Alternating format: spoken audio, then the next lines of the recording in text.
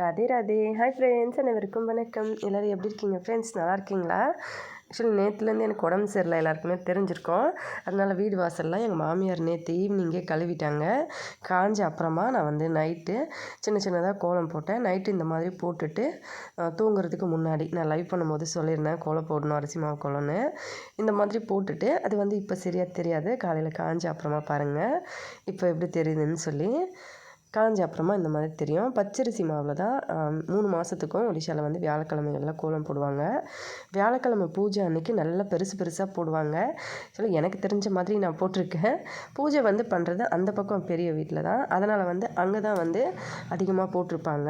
பெரியவங்க வீடுன்னா எங்கள் மாமனாரோட அண்ணா தம்பி 2 பேரும் அங்கே தான் இருக்காங்க. அவங்க 2 பேருக்கும் ஒரு பசங்க அப்படின்றதுனால அவங்க அந்த வீட்டில் இருக்காங்க. எங்கள் மாமனாருக்கு 2 பசங்கன்றதுனால அவங்க அங்கேருந்து வந்து தனியாக ஒரு வீடு கட்டியிருக்காங்க. அந்த வீடு நான் இப்போ காமிக்கிறேன். மறுபடியும் அங்கேருந்து நாங்கள் வந்து இங்கே தனியாக வீடு கட்டி வந்திருக்கோம். இந்த மாதிரி தான். ஆனால் எல்லா பூஜை சாப்பாடு எல்லாம் ஒன்றா பண்ணும்போது அந்த பக்கம் பெரிய வீட்டில் தான் நடக்கும். அதுதான் வந்து என் ஹஸ்பண்ட்லாம் பிறந்த ஊர், பிறந்த வீடு. அதுக்கப்புறமா எங்கள் மாமனார் அப்பா அம்மா அந்த காலத்துலேருந்து அங்கே தான் இருந்தாங்க. அந்த வீடு காமிக்கிறேன். காலையில் என்னோடய எல்லா வேலையும் முடிச்சுட்டு சாமிக்கு பூஜை பண்ணிவிட்டு பகவத்கீதை படிச்சுட்டு அதுக்கப்புறம் லைவ் பண்ணியிருந்தேன், பார்த்துருப்பீங்க. லைவ் முடித்த அப்புறமா பூஜை முடிஞ்சிருச்சுன்னு சொல்லி கூப்பிட்டாங்க. பையன் வந்து என்னை கூட்டிகிட்டு வந்து அங்கே விட்டுட்டு வந்தான். இந்த பக்கம் வந்தேன். இதுதான் வந்து இப்போ மாமனார் அங்கேருந்து வந்து தனியாக கட்டினாங்க இல்லையா, அந்த வீடு இது. இது வந்து மண் வீடுன்றதுனால இந்த மாதிரி கோலம் போட்டிருப்பாங்க. அதுக்கப்புறம் வீட்டு வாசலெல்லாம் இப்படி தான் குட்டி குட்டியாக போட்டிருப்பாங்க. எல்லோரும் அவங்கவுங்க ஒரு மாதிரி போடுவாங்க. இப்படி தான் வந்து போட்டிருந்தாங்க. வாசல் ஃபுல்லாக வாசப்படி சைடில் இந்த மாதிரி போட்டிருந்தாங்க.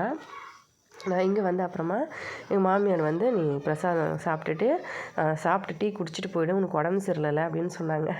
நான் வந்து இல்லைம்மா சாமி கும்பிடாது எப்படி சாப்பிட்றதுன்னா, அதான் பிரசாதம் சாப்பிட்டல, பொட்டு வச்சுக்கோ, சந்தனம் வச்சுக்கோ, நீ முதல்ல சாப்பிடு அப்படின்னு சொல்லி திட்டினாங்க. நான் பரவாயில்லம்மா சாமி கும்பிட்டு சாப்பிட்றேன் வாங்க அப்படின்னு சொல்லி கூட்டின்னு போனாங்க. அவங்களே ரொம்ப வேலை செஞ்சிட்ருக்காங்க. நேற்றுலேருந்து எனக்கு உடம்பு முடியலனால நல்லா ஹெல்ப் பண்ணிகிட்ருக்காங்க. அதுக்கப்புறமா அந்த பக்கம் வீட்டுக்கு வந்துவிட்டோம்.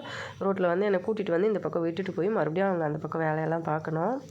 ஆக்சுவலாக எனக்கு உடம்பு நல்லா இருந்தால் நான் தான் வந்து அந்த பக்கம் வீட்டில் காலையிலேருந்து எல்லா வேலையும் பார்த்துருப்பேன். எனக்கு உடம்பு முடியலனால எங்கள் மாமியாரே எல்லா வேலையும் பார்த்துக்கிட்டாங்க. காலையில் சுடு தண்ணி கூட போட்டு கொடுத்தாங்க குளிக்கிறதுக்கு. நான் லேட்டாக தான் எந்திரிச்சு குளித்தேன். காலையில் 4 மணிக்கு எந்திரிச்சிட்டு வீட்டுக்குள்ளே தான் இருந்தேன். அதுக்கப்புறமா குளிச்சுட்டு இந்த மாதிரி இங்கே தான் வந்து சாமி பூஜை நடக்கும். இது எங்கள் சின்ன மாமனாரோட வீடு, அதான் சின்ன மருமக இருக்கிறா இங்கே, நான் காமிக்கிறேன்ல. இந்த வாசப்படி வந்து எங்கள் மாமனாரோட பெரிய அண்ணா இருக்காங்க இல்லையா, அவங்க பெரிய மாமனாரோட வீடு. இந்த பக்கம் ஒரு வழி, அந்த பக்கம் ஒரு வழி. இவங்க தான் பெரியவங்க. நான் சொல்லியிருப்பேன் ஆல்ரெடி, லைவில் நான் காமிச்சிருந்தேன் அவங்கள. அவங்க வந்த உடனே ஏன் ஃபோன் பண்ணால் எடுக்கலை அப்படின்னு சொல்லி கேட்டாங்க. நான் லைவில் இருக்கும்போது கால் வந்துச்சுன்னு சொல்லிவிட்டு லைவ் க்ளோஸ் பண்ணேன் இல்லையா, அப்போ தான் சரி சாமி கும்பிடு முதல்ல, அப்புறமா சாப்பிடுவேன் அப்படின்னு சொன்னாங்க. சரின்னு சொல்லிவிட்டு உள்ளே வந்து சாமி இந்த மாதிரி தான் வச்சுருப்பாங்க. ஆக்சுவலாக நெல் தான் வச்சுருப்பாங்க. நெல் மேலே லக்ஷ்மி அம்மனை வந்து நம்ம நெல் தானே கடவுள், அந்த லக்ஷ்மி அந்த மாதிரி வந்து வச்சுட்டு பிரசாதமெல்லாம் இங்கே வச்சு விளக்கேற்றி பூஜை பண்ணியிருப்பாங்க. லக்ஷ்மி அம்மனை அலங்காரம் பண்ண மாதிரி மேலே வந்து புடவை, பட்டு புடவை, இந்த மாதிரி ஜிகினா புடவையெல்லாம் வச்சு கும்பிட்ருப்பாங்க. பாயாசம் ஆல்ரெடி ரெடி ஆகிடுச்சு. காய்கறி இது மாதிரி கட் பண்ணி எல்லாம் ரெடியாக எடுத்து வச்சாச்சு. முள்ளங்கி கீரை, அதுக்கப்புறம் கீரை வகைகள் எல்லாமே வந்து இங்கே ரெடியாக இருக்குது. அவல் வந்து வறுத்த அவல், இன்றைக்கி வந்து காலையில் இதான் ஸ்நாக்ஸு. வறுத்த அவல், கொஞ்சமாக டீ. சின்னவ வந்து இங்கே கீரை பொரியல் பண்ண ஆரம்பிச்சிட்டா. பொரியல் வந்து 2 விதமாக பண்ணோம். ஒன்று கீரை பொரியல், இன்னொன்று வந்து காய்கறி எல்லாம் சேர்த்து. இந்த லக்ஷ்மி பூஜையில் வெங்காயம், பூண்டு இதெல்லாம் ஆட் பண்ண மாட்டாங்க. அதோட உருளைக்கிழங்குமே ஆட் பண்ண மாட்டாங்கங்க. பச்சரிசி சாதம் தான் செய்யணும். இங்கே வந்து ஒரிஜினல் ஓரக்குத்தி, அதாவது என் ஹஸ்பண்டோட சொந்த அண்ணாவோட ஒய்ஃப் இவங்க தான். அதான் ஓரக்குத்தின்னு கேட்டுருந்தீங்களே, அவங்க தான் வந்து சாப்பாடெலாம் செய்வாங்க. நான்லாம் வந்து சைடு வேலை தான் செஞ்சு கொடுக்குறது, கட் பண்ணி கொடுக்குறது, நசுக்கி கொடுக்குறது, இடித்து கொடுக்குறது, துருவி கொடுக்குறது, இதெல்லாம் பண்ணணும். இவங்க பெரியவங்க. அவங்க மட்டும்தான் எங்கள் 4 மருமகளில் இவங்க ஒண்டி தான் வந்து வெளியில் போவாங்க வருவாங்க. மற்றபடி வேறு யாரும் வந்து அந்தளவுக்கு வெளியில் நாங்கள் இது வரைக்கும் போனதில்லை. ஏதாவது வேலைன்னா எங்களை பெரியவங்க யாராச்சும் கூட்டிகிட்டு போயிட்டு வரணும், பெரியவங்க பசங்களோ. இவங்க வந்து தனியாக அவங்க வேலையெல்லாம் பார்ப்பாங்க. ஏன்னா அவங்க வந்து 25 வருஷம் ஆச்சு அவங்க பையனுக்கு. இப்போ 25 வயசாகுது. இவங்க தான் பழைய மருமக. நாங்கள்லாம் இன்னுமே புதுசு தான். சின்ன மாமியார் வந்து என்ன தேங்காய் துருவ சொன்ன உடனே நான் துருவி தரேன், அவங்களுக்கு உடம்பு சரியில்லைன்னு சொல்லிவிட்டு அவங்க துருவினாங்க. அப்போ அவங்களுக்கும் முடியல, வயசானவங்க, குளிர் காலம் வேறு. அதனால் நானும் வந்து கூட சேர்ந்து துருவினேன். இந்த பக்கம் வந்து முள்ளங்கி அந்த தண்டு கீரையில் இன்னொரு காய்கறியெல்லாம் போட்டு இன்னொரு கீரை எங்கள் உரக்குத்தி பண்ணிகிட்டு இருந்தாங்க. அதுக்கப்புறம் அந்த பக்கம் இருந்து வந்து வேறு எதனா பண்ணணுமான்னு கேட்டுட்டு இருந்தா. எல்லோரும் அவங்கவுங்க வேலையில் பிஸி. சாப்பிட்டு முடிச்சுட்டு எல்லா வேலையும் முடிக்கிறதுக்கு இன்றைக்கி எக்கச்சக்கமாக டைம் ஆகும். இப்போ வந்து கீரை பொரியல் வந்து முடிஞ்சுது. அதுக்கப்புறம் எங்கள் பெரிய நாத்தனார் ஓரக்குத்தி வந்து பெரிய பாத்திரம் ஒன்று எடுத்துகிட்டு வந்து இதில் வேணால் டால்மா வச்சுட்டு வேறு எதெல்லாம் செய்யலாமான்னு கேட்டுட்டு இருந்தாங்க. அப்படி இப்படி பண்ணி எல்லா வேலையும் முடிச்சிட்டோங்க. 1:30 மணி போல் ஆச்சு. இப்போ நான் கரெக்டாக வீடு வந்து காமிக்கிறேன். இது வந்து எங்கள் சின்ன மாமனாரோட வீடு. எங்கள் சின்ன மாமனார் இங்கே உட்காந்துட்ருக்காங்க. நான் காமிக்கிறேன். ஜஸ்ட்டு ஃபோனு கையில் பிடிச்சிருக்கேன். நான் அவங்க எதிரில் நான் போகலை, அப்படியே திரும்பிட்டேன். இவங்க தான் சின்ன மாமனார். இது வந்து பெரியவங்களோட வீடு. இந்த பக்கம் அவங்க வீடு, அந்த பக்கம் அவங்க வீடு, அந்த மாதிரி தான் இருக்கும். ஆனால் 2 பேருக்கும் வாசப்படி முன்னாடி வந்து வேறு வேறு, ஆனால் பின்னாடி வந்து ஒரே பக்கமாக தான் இருக்கும். அதுக்கப்புறம் நானும் தேங்காய் துருவிட்டு இருந்தேன். எல்லா வேலையும் முடிச்சுட்டு அதுக்கப்புறம் எங்கள் சின்ன மாமனார் இந்த ரெசிபி வந்து செஞ்சிட்ருந்தாங்க. ஆக்சுவலி இது வந்து வெறும் பச்சரிசி, தேங்காய் 2த்தையும் ஈக்குவல் குவான்டிட்டியில் அரைச்சி செய்கிறது. நான் வந்து லைவ் பண்ணும்போது செஞ்சுருப்பேன், பார்த்துருப்பீங்க. இது எனக்கு நல்லா வரும் செய்கிறதுக்கு. அதனால் எங்கள் சின்ன மாமனார் ரொம்ப ரொம்ப நேரம் உட்காந்து செஞ்சுட்டு இருந்தாங்கனால நான் செய்கிறேன்னு சொன்னேன். ஆக்சுவலி எங்கள் மாமியார் வந்து அந்த பக்கம் வீட்டில் இப்போ ஓரக்குத்தி இருக்காங்க. அவங்க வீட்டில் நிறைய மாடெல்லாம் இருக்காங்க. மாடு வேலை இருக்குது, பால் சூடு பண்ணணும், அந்த பக்கம் எல்லா வேலையும் பார்க்கணுனால அவங்க அந்த பக்கம் வீட்டில் வேலை பார்த்துட்ருப்பாங்க. மீதி பேரெல்லாம் இங்கே எல்லா வேலையும் பார்த்துக்குவோம். மாமியார் வந்து அதுக்கப்புறம் பாங்கு வந்து கொஞ்சம் அரைப்பாங்க எங்கள் மாமனார் சாப்பிட்றதுக்கு. அதுக்கப்புறம் இங்கே வந்து எல்லா வேலையும் அங்கேருந்து காய்கறி, பருப்பு, அரிசி எல்லாம் கொண்டு வரது அதெல்லாம் வந்து கொண்டு வந்து கொடுத்துட்டாங்க. ஒரு வேலையாக எல்லாருமே அவங்கவுங்க வேலையை பார்த்துக்கிட்டு இருப்போம் காலையிலேருந்து. இப்போ வந்து எல்லாம் செஞ்சு முடிச்சாச்சு. இப்போ சாமிக்கு பிரசாதம் பண்ணணும்.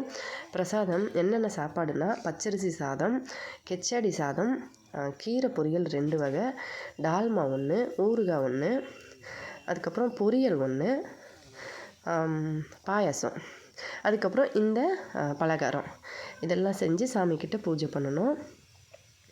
காலையில் வந்து நான் வந்து சாமி கும்பிடும்போது வெறும் பழங்களும் காய்கறிகளும் வச்சு ஃபஸ்ட்டு சாமி கும்பிட்டுவாங்க. 2வது முறை இந்த மாதிரி மதியத்துக்கு சமைச்சு மத்தியானம் சாமி கும்பிடணும்.